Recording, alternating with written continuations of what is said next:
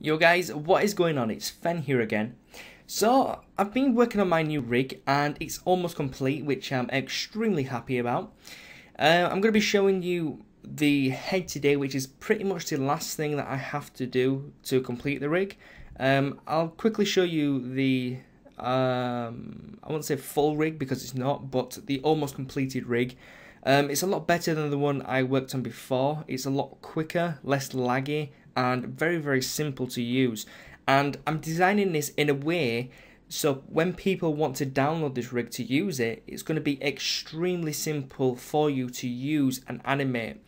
The other one, it was just too complicated. It doesn't have to be that complicated.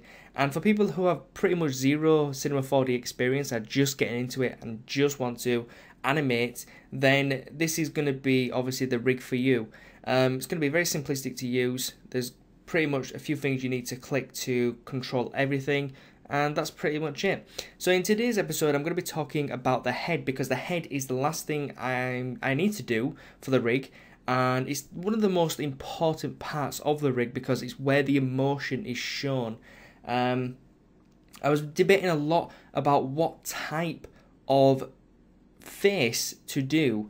Now there's quite a few faces out there. There's the Hypernerve's mouth, where it's very smooth. This is the one I'm going to be using, but then there's a few different ways of controlling that. You can control it one way with using bones, or you can use it another way, which is using point morphs. I've gone for the point morphs. I'm the most comfortable with point morphs, and I think it'll work out well. If it doesn't, then I may try bones, but I mean, this is the stage I'm at. I'm just trying different things. At the minute, the mouth controls are actually looking okay. They don't look too bad. They've got the functions that I need. You know, smiles, frowns, a really wide mouth, really narrow mouth, wide open, and stuff like that. So it is looking pretty good. I'm going to show you how I use point morphs, and then I'm just going to show you the rig. I need to do the teeth, so the teeth at the minute are in the base pose morph, which means they're in the position that I want them to be in. The position of his character, he will have his teeth closed. So what I do is I go onto the top teeth here, and I go right click, go to character tags, and drop in a pose morph. And then this pose morph will be named top teeth morph. It's important to name these because you're going to be using a lot of them. Now I can either use points, position. I think I might use position. We'll see how that goes. So the base morph here, I'm just going to rename this to top teeth pose.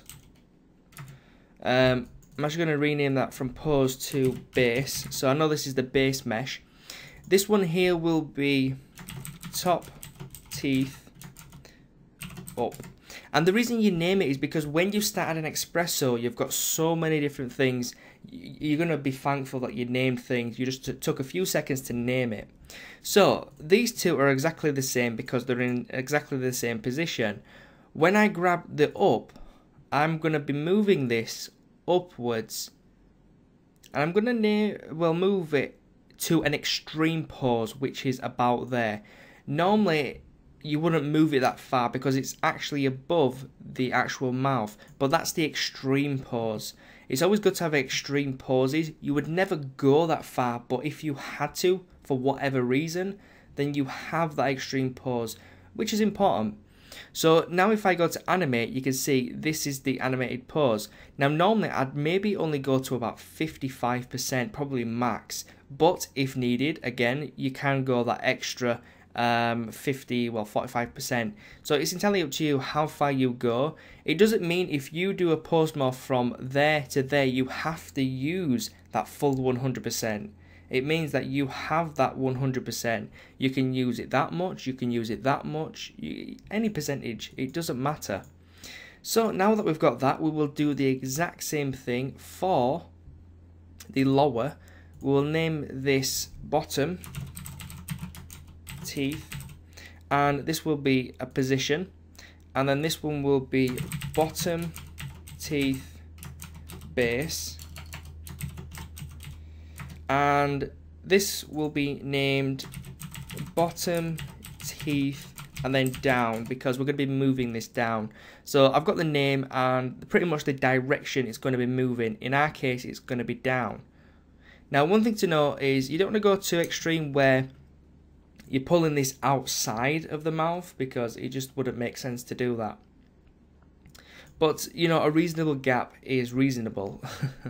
So once I've done that, I can go to animate on both of these, and I can pretty much select both of these and use the strength to move these up and down. Now, the reason it's not actually working right now is because these are both set on 0.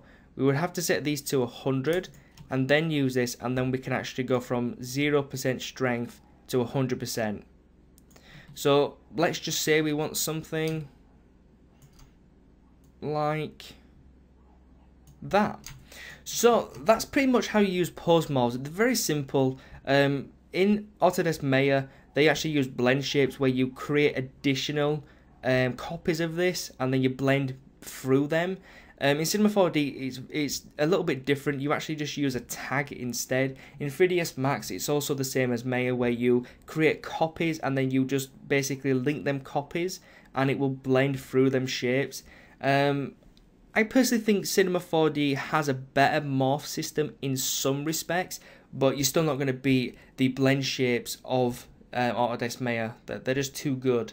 Cinema 4D doesn't have that function per se. They do have workarounds and stuff like that, but just it's not the same. So that being said, let me show you the character, because right now you're looking at this and you're thinking, the hell? And the reason it's got a wire mesh is because of this tag here. The reason I use the tag is simply because I want you to see the teeth. And with this on, it's very difficult to see the teeth. So if I turn off or change the display mode to lines, I can see inside my mouth, and you can see this is what it's pretty much comprised of.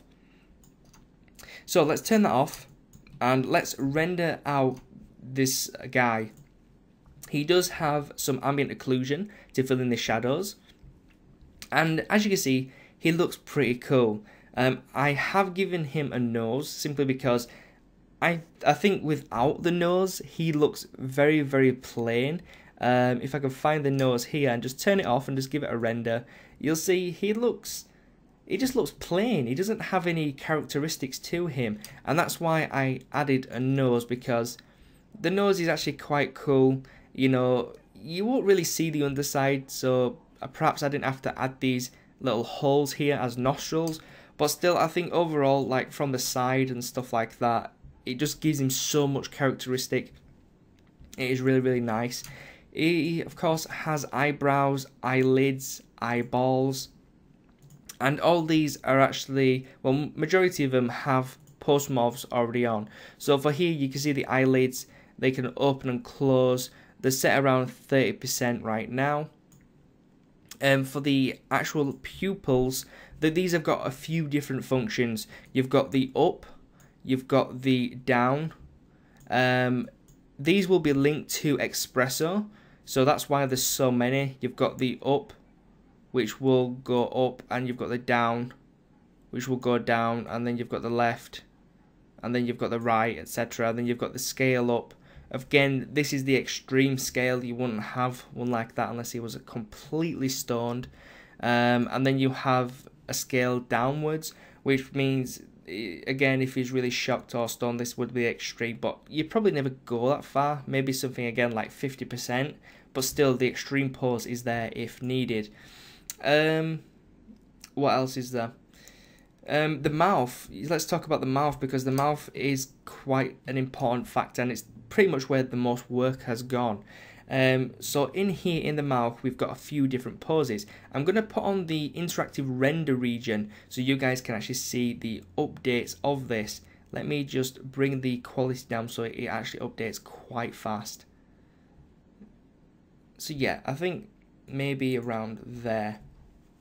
Okay, so you've got the extreme pose here of opening his mouth, and probably I should turn on let me turn this up to full so you can actually get a good view of this, and turn on the hyper nerves, because the hyper nerves of course is important. So there we go. So that's the extreme pose of having his mouth wide open. Again, generally you probably won't have it that wide, so maybe something like 50% would look pretty decent. So he does have the ability to move his mouth up and down. He also has the ability to shorten his mouth.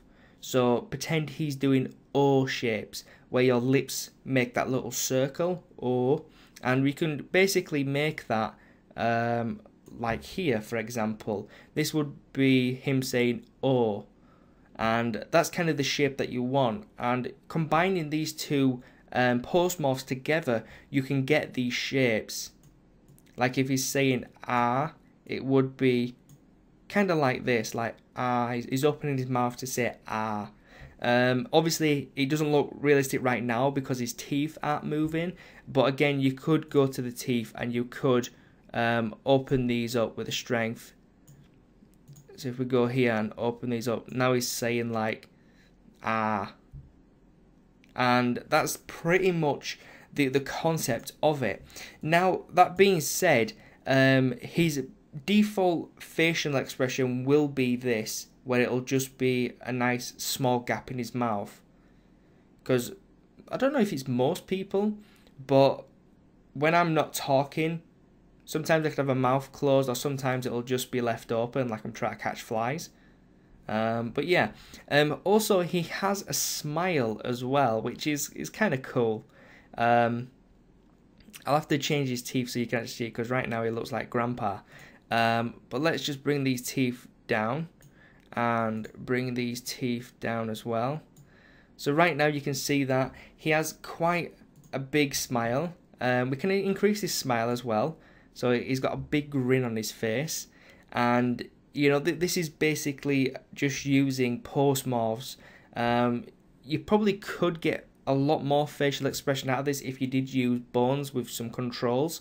But for simple animations, you don't really need all that. Also, he can frown as well. So you can maybe just give him a small frown. And you can obviously reduce the size of the gap. And you can also even shorten the gap if you wish. So using all four of these poses, you can get quite a lot of expression out of his face already, and that's just the mouth. Now to complement the mouth, you would obviously use eye movements, you would use eyebrow movements as well, because if you're talking, your face is going crazy, but you don't really realize it because it's just a natural thing. But when you're talking, your eyebrows will move, your lips will move, your cheeks will move, your jaw will move, and sometimes people even talk with their hands. So there's a lot of functions to expression, and it is about just experimenting. Best thing I can suggest if you are wanting to animate a mouth is just grab a mirror and say the line and just have a look how your mouth actually expresses itself and your features of your face relevant to, of course, your Minecraft character. So for me, really, it would be just the eyebrows, the eyes, and the mouth. I'm not really worried about the nose because this is going to be a static nose, but I could, if I wanted to add some controls in here for the nose to make it maybe flare out, or maybe if he's going to have a broken nose, we could dislodge it in some way. So that's pretty much, you know, what I'm going for right now. He looks pretty good. I'm really happy with his teeth. I'm happy with the nose, the eyes, the mouth. I'm really happy with. I mean, there's many different ways to do a mouth. I personally use this way just because it's the way I taught myself to do it. It's the way I've done it in 3ds Max with post morphs. So it makes sense, but you can do this with bones as well. With bones, you tend to get more control, especially because you can add controls pretty much wherever you want. Wherever there's a bone, you can add. So, example for the eyebrows, I could have 4 bones in here, and I could make this arc really nicely. With post morphs, I could do the same, but of course that would require me to have more points and stuff like that. So generally, I guess it's just a working method, which one you want to use. personally, I kind of like this guy. He's looking really cool right now. So just to kind of show you what this guy perhaps might look like, I'm going to copy this. I'm going to save this document, and I'm going to go File New. I'm going to paste this guy in here, and then I'm going to go to Control O to open up, find my desktop with all my crap on here, and I'm going to open up Arm Gap Fix, because this is the last one I fixed, and this is my character. Now, as you can see, the character is here. I'm going to copy this character. I'm going to go to Windows and go into the Untitled 2 and paste it in here. The reason I'm copy and pasting is because I don't want to mess up the document that is the official document, if you like. Because I'm not finished and I'm not going to do it yet to transfer the head across, I'm going to do it in a different document just in case I mess anything up. So pretty much what I need to do is go to Model Mode, go into Modeling, Quantize, and just change this to 3.125, which is half a pixel, and I'm going to move this up, and it's going to lock in place to this head like so. Now I can actually go into the bones, and I can go down to the neck, and I can just grab this old head and delete that, and also actually do Control Z. I may have something in here. No, I don't. That's fine. I was wondering if I had a constraint on here, so I can delete that, and I can obviously delete the old head, grab our new head and place it in here, and pretty much just see what the character looks like from this kind of perspective. So I'm going to add ambient occlusion. The reason you add ambient occlusion because it just brings so much to your character. I'm probably going to go 15 for the ray length. The reason I go 15 for the ray length is simply because if you look at the eyes, they're very dark, and that's because this is only what is it? What would it be? Let's go on to display. I believe it is. Just undo that. Yes, so it's 12.5. So we want maybe 8 instead. So let's go to 8, and then we can render it again, and you'll see now his eyes aren't so dark. Maybe we want to put this down to 6. Finding the ray length is actually quite important. Let's do 5, because if you have too much, his eyes are going to be really dark, and it's just going to look silly. I'm actually going to probably go to 1 pixel, which is 3.125, and that should look pretty good. There we go. So we've got a little bit of shadowing in here and around the edges, and it looks pretty cool. So if we just look at this in general, this is the rig. So I'll just kind of talk to you through the rig. I'm going to turn off the lines, and okay, so this is the actual rig. Now if I move this around, you can see one thing I would want to do is turn off quantize, and I can move this around. As you can see, he's looking pretty good. His controls are a lot easier to actually click, and generally when you're animating, this is what you're going to be using. You're going to be using the controls. So if we just do a quick render from this perspective, you can see that there's not much texture stretching in his arms, which is fantastic. And that was one of the big issues I had using this new method. The textures on the arms were stretching way too much, and it's because of the way they were set up. So I've fixed that. Again, we can just grab the hip and move this down a tiny bit, grab the legs and move them out so he's not standing perfectly straight. Grab his back, or his spine if you like, and just rotate this forward just a tiny bit, because you don't want him to have a straight back, because that just doesn't really work out. So a little bend in his back. If you need to readjust his neck to fix his core, you can. And of course, I mean, that's pretty much it. So if we just do a really nice render of this guy, like so, you can see he looks pretty damn cool. I really like the look of him. A few things that I might change on the actual rig is the thumb. I'm not too happy with the thumb. I think it might be a bit too long. So what I may do is grab this and just move it in 1 pixel, like so, to shorten it. I think that might be a better idea. The thumb will still bend. If we go to the thumb, Go to the fingers, and under the thumb we've got the espresso here. So if you use a thumb control, you can see it will bend properly and it will go into place. So perhaps that's what I may do, just to shorten the thumb a little bit, because it does seem a little bit too long right now. But yeah, I mean, that's still working out, but yeah, maybe not. I'm not quite sure what I want to do yet. I might just grab this just one finger and move it in, but that's one of the things that I might change on the actual rig, or I might just leave it as is. But generally, yeah, I'm really happy with the way the character is working out right now. If we go to the head, and the head is here, and go to the mouth, which is on the head, and we can just give this guy a smile, and we'll give him a really big smile, because he is obviously extremely happy to see you guys, and he's really happy that you guys hit the thumbs up on the video. It's true, he is.